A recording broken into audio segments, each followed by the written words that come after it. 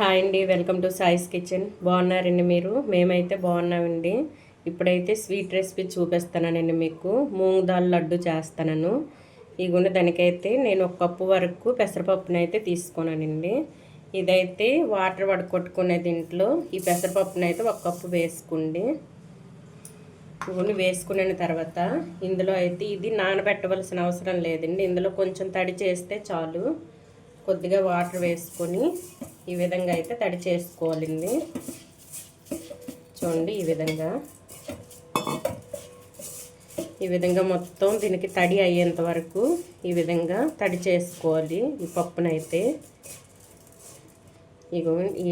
ఇగుండి ఈ విధంగా తడి చేసుకున్న తర్వాత ఒక 10 మినిట్స్ ఇలానే ఉంచేసుకోవాలండి. 10 మినిట్స్ ఇలా ఉంచుకోవడం వల్ల దీంట్లో ఉన్న వాటర్ మొత్తం లాగేసుకుంటుందండి కిందకి. చూడండి, ఇందులో ఉన్న వాటర్ ఏది ఉండదు. ఈ విధంగా 10 మినిట్స్ పక్కన పెట్టుకొని తర్వాత చూపిస్తానండి. ఇగుండి ఈ విధంగా అయితే ఉంచేసుకోవాలి 10 మినిట్స్ వరకు. చూడండి, మనం అయితే ఒక 10 మినిట్స్ నానబెట్టేసుకున్నాం కదండి. ఈ పప్పునైతే చూడండి కొంచెం పొడి పొడిగా అయింది, చూసారా? ఇప్పుడు ఇదైతే స్టవ్ ఆన్ చేసుకొని ఇది కొంచెం ఫ్రై చేసుకుందామండి. పప్పునైతే చూడండి ఈ విధంగా వచ్చింది. ఇప్పుడు దీన్ని అయితే ఫ్రై చేద్దామండి. దీనికి స్టవ్ ఆన్ చేసుకొని ఒక ప్యాన్ పెట్టుకున్నాను. ఇది కొంచెం వేడైంది కదా, ఇందులో అయితే మనం పెసరపప్పుని వేసుకుందాం. నానబెట్టుకున్న పెసరపప్పుని,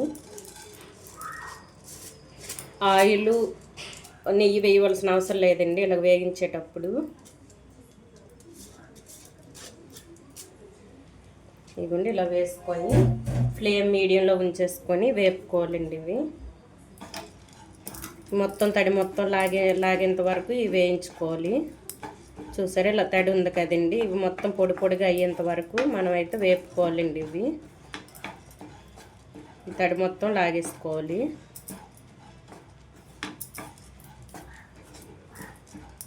చూడండి, ఈ విధంగా అయితే కలుపుతూ ఉండగా మనకు పొడి పొడిగా అయ్యింది, చూసారా? కలర్ కూడా చేంజ్ అయింది. ఇప్పుడైతే ఇది చల్లారబెట్టుకోవాలండి. కొంచెం చల్లబడిన తర్వాత ఇది మిక్సీ పట్టుకుందాం. చూడండి, మనకైతే ఇది వేగిపోయింది. ఇప్పుడు కొంచెం చల్లబడిన తర్వాత మిక్సీ పట్టుకుందాం అండి. స్టవ్ని అయితే ఆఫ్ చేసుకొని ఇది చల్లారబెట్టుకోవాలి.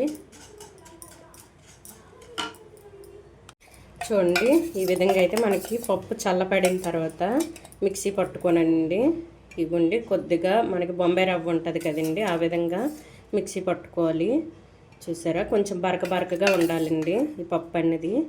ఇప్పుడు ఇదైతే మిక్సీ పట్టుకోనాం కదండి, ఇది పక్కన పెట్టేసుకొని స్టవ్ ఆన్ చేసుకుందాం. అదే ప్యాన్ పెట్టుకొని స్టవ్ ఆన్ చేసుకుందామండి. ఇదిగోండి, ఇందులో అయితే ఒక 2 టేబుల్ స్పూన్ వరకు నెయ్యి వేసుకుందాం. డాల్డా ఉన్నా పర్లేదండి, వేసుకోవచ్చు.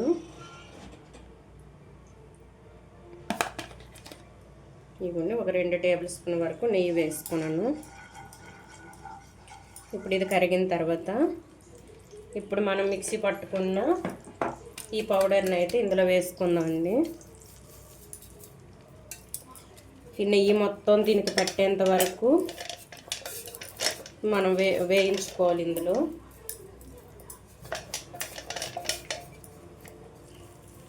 చూడండి, ఇదైతే మొత్తం నెయ్యి మొత్తం ఇది లాగేసుకుంటుందండి. ఇదన్నది రవ్వ అనేది మనం మిక్సీ పట్టుకున్నది ఇది మొత్తం కూడా ఈ నెయ్యిని లాగేసుకుంటుంది. అప్పుడైతే మనం ఆఫ్ చేసుకోవాలి. అంతవరకు కలుపుతూనే ఉండాలండి, ఉండలు కట్టకుండా.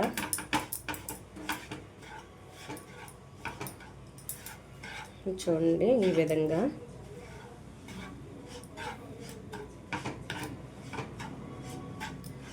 చూడండి. చూసారా, ఆల్రెడీ మనకి నెయ్యి లాగేసుకుంది మొత్తం పిండి కూడా. ఇది మరో 2 మినిట్స్ ఇలానే వేయించుకోవాలండి. ఇది చూడండి, మనకు కొద్దిగా కలర్ మారిందండి. దీనికైతే నెయ్యి అయినా వేసుకోవచ్చండి, డాల్డా వేసుకోవచ్చు, లేకపోతే మీ దగ్గర బటర్ ఉంటుంది కదండి, బటర్ వేసుకొని చేసుకున్నా పర్వాలేదండి, ఇలా వేయించుకోవచ్చు.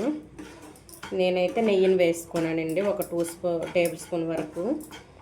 ఇదిగోండి ఇదైతే మనకు వేగింది కదా. ఇందులో ఒక 1/4 కప్పు బెల్లం వేసుకుందామండి. ఒక కప్పు పప్పుకి ఒక 1/4 కప్పు బెల్లం వేసుకుందాం. ఇది కూడా ఇందులో వేసి ఇది కరగనివ్వాలండి. ఇది కొద్దిగా కరిగిన తర్వాత కొద్దిగా పాలను వేసుకుందాం అండి. పాలను చూడండి ఇది కలుపుతూ ఇది మీడియం ఫ్లేమ్లో ఉంచుకోవాలి. ఉంచేసుకొని ఇదే విధంగా బెల్లం కరిగేంత వరకు ఇది కలుపుతూ ఉండాలి. చూసారా, ఈ విధంగా కలుపుతూ ఉండాలి. చూడండి మనం వేసుకున్న బెల్లం మొత్తం కరిగింది. మనం రెడీ చేసుకున్న పప్పు గ్రైండ్ చేసుకున్నాం కదండి, అందులోకి అయితే కలిసిపోయింది ఇది మొత్తం కూడా. ఇప్పుడు ఇందులో ఒక 1/2 టేబుల్ స్పూన్ వరకు యాలక పొడి వేసుకోండి. ఇందులోని ఒక 1/2 కప్పు వరకు మిల్క్ వేసుకోవాలండి. నార్మల్ మిల్క్ అయినా పర్వాలేదండి, మరక పెట్టవలసిన అవసరం లేదు. ఇదైతే ఫ్లేమ్ మీడియంలో పెట్టేసుకొని ఇది మొత్తం కలిపేసుకోవాలండి.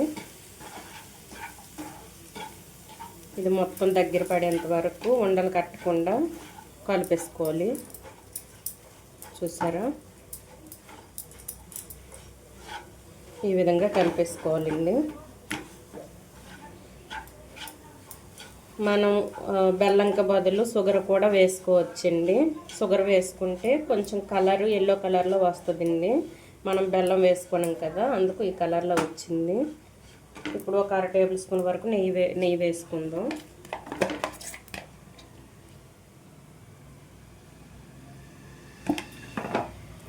ఇందులోని మీకు నచ్చిన డ్రై ఫ్రూట్స్ని వేసుకోవచ్చండి.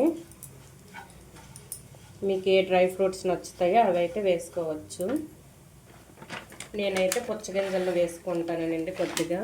చూడండి, పుచ్చగింజలను అయితే వేసుకుంటాను. ఇది మొత్తం కలిపేసుకోవాలి. ఇప్పుడైతే స్టవ్ను ఆఫ్ చేసుకొని కొంచెం చల్లారనిద్దామండి. ఇది చల్లారిన తర్వాత ఉండలు చుట్టుకుందాం లడ్డూలు. చూడండి, మనకి పెసరపప్పు మిశ్రమం అయితే చల్లగా అయిందండి కొద్దిగా. ఇప్పుడైతే మనం లడ్డు చేసుకుందాం. చూడండి, మనం షుగర్తో చేసుకుంటే కలర్ ఎల్లో కలర్లో వస్తుందండి. చూసారా, ఈ కలర్లో ఈ సైజులో అయితే నేను చేసుకున్నాను. చూడండి, ఈ మొత్తం కూడా అదే విధంగా లడ్డు చేసుకోవాలండి. మనకి పెసరపప్పు లడ్డు అయితే ఈజీగా చేసుకోవచ్చండి. ఈ విధంగా ఒక కప్పు పెసరపప్పుకి చూడండి ఎన్ని అవుతాయో. ఈ మొత్తం కూడా లడ్డు చేసి చూపిస్తానండి మీకు. ఇవ్వండి, మనకైతే మూంగ్ దాల్ లడ్డు రెడీ అయిపోయిందండి. ఈ విధంగా అయితే మీరు చేసుకోండి. బెల్లంతో చేసాం కదండి, పిల్లలకి హెల్దీ కూడండి ఇది. చూడండి, షుగర్తో కూడా చేసుకోవచ్చు. నేనైతే బెల్లంతో చేశానండి. చూసారా, ఈ విధంగా వస్తాయండి లడ్డు అయితే. ఈ లడ్డు అయితే ఒకసారి మీరు ట్రై చేయండి ఇంట్లో. ఈ మూంగ్ దాల్ లడ్డు కనుక మీకు నచ్చినట్లయితే అండి లైక్ చేయండి, షేర్ చేయండి, నా ఛానల్ను సబ్స్క్రైబ్ చేసుకోండి. ఓకే, బాయ్ అండి.